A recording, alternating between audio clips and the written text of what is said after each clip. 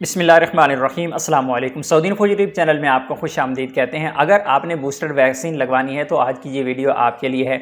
आपने चालान फॉर्म कैसे फिल करना है, चालान फॉर्म के ऊपर कौन कौन सी चीज़ें हैं, चालान फॉर्म आपको मिलेगा कहाँ से, और इस तरह बूस्टर वैक्सीन की फ़ीस क्या है, वैक्सीन सेंटर पे क्या होगा, तमाम की तमाम डिटेल इंशाल्लाह आप लोगों के साथ यहाँ पे शेयर करने वाला हूँ।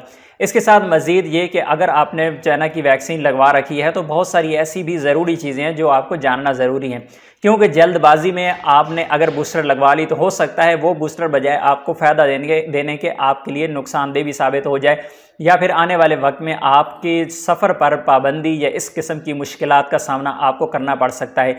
क्योंकि इससे पहले जब पाकिस्तान में वैक्सीन आई थी जो सऊदी अरेबिया की अप्रूव्ड वैक्सीन थी, जिस तरह हम बात करते हैं एस्ट्राजेनेका, फाइज़र वगैरह की, जब पाकिस्तान में आई तो बहुत ज़्यादा लोगों ने जल्दी में दो वैक्सीन जल्दी में लगवा ली और फिर बाद में अभी उनको मुश्किलात का सामना है।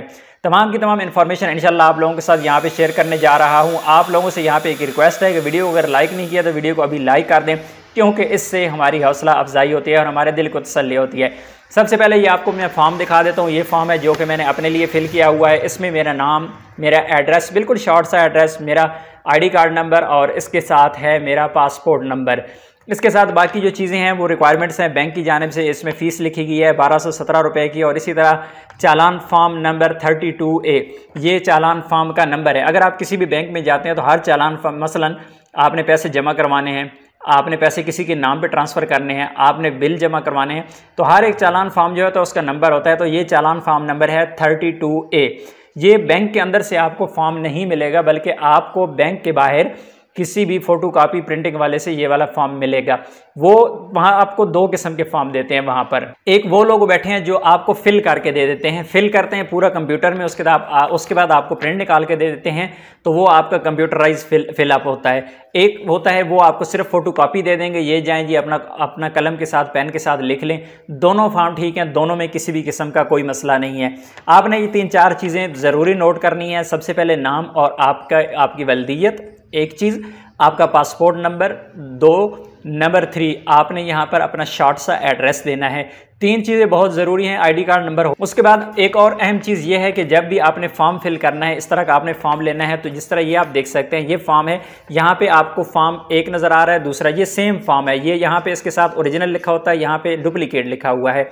तो आपने क्या करना है कि आपको 3 कॉपीज़ चाहिए, यानी इसी फॉर्म के ऊपर एक ये, 2 ये और 3 ये, 3 बन जाएंगे। जो भी प्रिंटिंग वाला, फोटोकॉपी वाला है, वो आपको 3 फॉर्म देगा, क्योंकि आपके जो 3 फॉर्म होते हैं आप फिल करते हैं तो एक बैंक रख लेते हैं, 2 आपको दिए जाते हैं, एक आपके पास रहेगा एक वैक्सीन सेंटर पे। तो इस तरह आपके लिए 3 कॉपीज़ आपके लेके बैंक के अंदर जाना ज़रूरी है। बैंक के अंदर से आपने फॉर्म नहीं लेना, आपको बैंक के अंदर फॉर्म नहीं मिलेगा। फ़ीस आपने जमा करवानी है तो पहले फॉर्म साथ लेते जाना है बैंक में और फिर आपने फ़ीस जमा करवा देनी है। बैंक के अंदर आज की डेट में अभी तक कोई भी फॉर्म नहीं अवेलेबल, आपको नहीं मिलेगा। कोई भी बंदा अगर बैंक में जाएगा तो आपको फॉर्म नहीं मिलेगा, बाहर से ही आपको लेना पड़ेगा। इसलिए बेहतर है आपने ये फॉर्म साथ रख लेना है।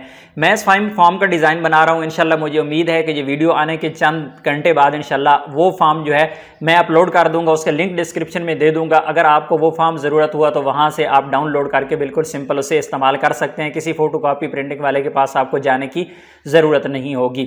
अब ये सारी चीज़ें होगी कि आपने फॉर्म जो है फ़ीस जमा करवा दी, और फीस सिर्फ और सिर्फ नेशनल बैंक में जमा होगी, इसके अलावा किसी बैंक में फ़ीस जमा नहीं होगी। फीस जमा करवाने के बाद आपने जिन चीज़ों को मद्देनज़र रखना है उनमें बहुत ही अहम चीज़ें हैं कि अगर आपने चाइना की वैक्सीन लगवाई हुई है और चाइना की वैक्सीन को लगवाया हुई है, अभी तक आपको 1 महीना या 28 दिन नहीं गुजरे, तो आप बूस्टर मस्त लगवाइएगा।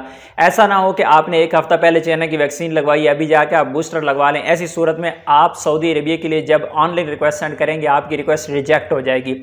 आपने दोनों वैक्सीन का जो गैप है वो लाजमी से पूरा करना है, वो चाहे वो 28 दिन का है, चाहे 30 दिन का है, चाहे 40 दिन का है, जितना भी है। आप वैक्सीन सेंटर पे जाके वहाँ पे जाके देख सकते हैं। इसी तरह सऊदी अरेबिया की जो रिक्वायरमेंट्स हैं, हर एक वैक्सीन की जो रिक्वायरमेंट्स हैं, उनका जो गैप है उनका पूरा करना ज़रूरी होता है।